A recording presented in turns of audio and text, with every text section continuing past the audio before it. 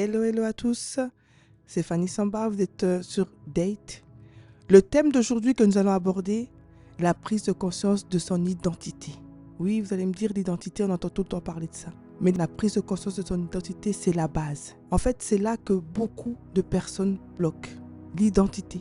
Aujourd'hui, c'est certes que chacun de nous connaît notre identité, on vient d'une famille. On a des parents, des frères et sœurs, des origines. On peut dire je suis africain, européen, je viens de tel et tel pays. On présente notre identité, on sait qui on est.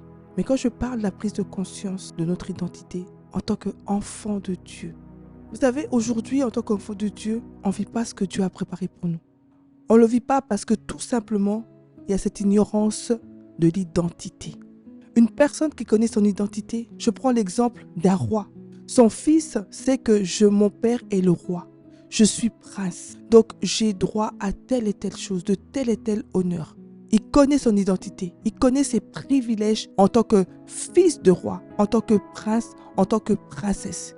Il sait qu'il a accès à plusieurs endroits, que partout il ira, les portes lui seront ouvertes parce qu'il est le fils du roi ou le fils de la reine. Nous, en tant qu'enfants de Dieu, nés de nouveau, nous sommes enfants du roi des rois, du Dieu tout-puissant, de l'Éternel. Celui qui a le monopole, celui qui connaît toutes choses. Nous avons cette identité céleste, plus que même l'identité d'un prince ou d'une princesse.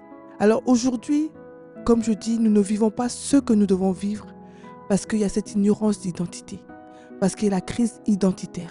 Nous sommes enfants de Dieu. La parole de Dieu nous dit dans Genèse, Dieu s'est exprimé en tant que Elohim, faisant l'homme à notre image, à notre ressemblance, afin qu'il domine sur toutes choses, sur les oiseaux du ciel, les poissons de la mer. Il a encore dit, le psalmiste, dans le psaume 8, c'est un psaume que j'aime énormément. Dieu l'a créé un peu inférieur à lui, afin qu'il domine sur les œuvres de ses mains. Il lui a donné la domination sur toutes choses. Bien-aimé, je ne veux pas m'adresser à une seule catégorie de personnes. Je pense que ce thème parle à toute génération.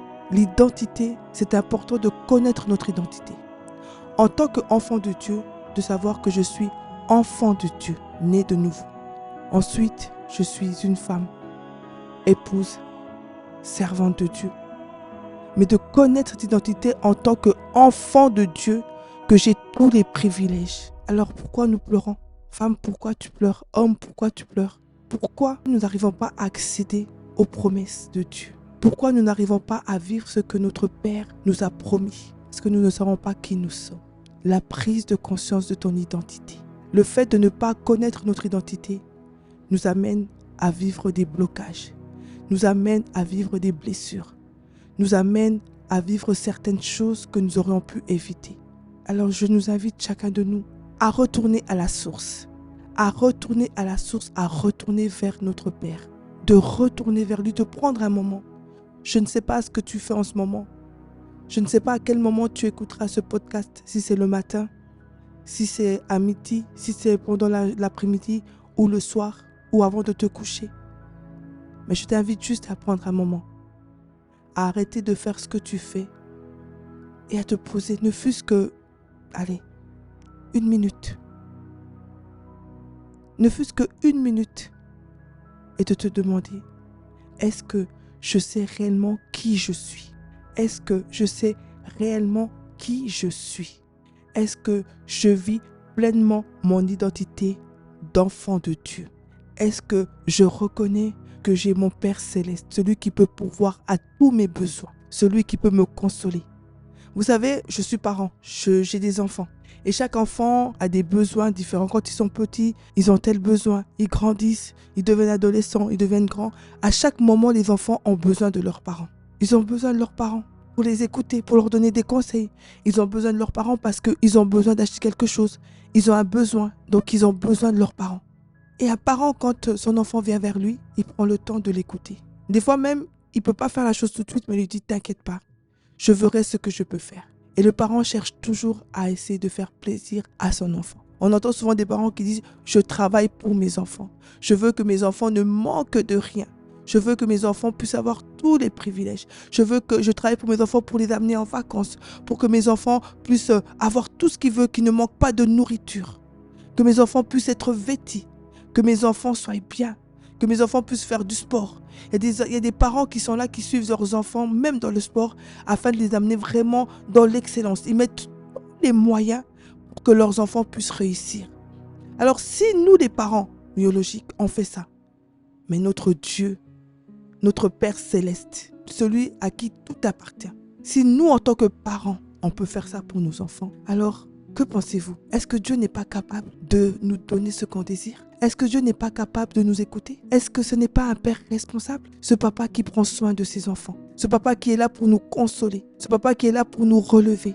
Celui qui a dit « Je ne t'abandonnerai jamais. Si ton père et ta mère t'abandonnent, moi l'Éternel, je ne t'abandonnerai jamais. » Il est ce papa avec un cœur d'une mère. Un cœur qui aime, qui manifeste de l'amour.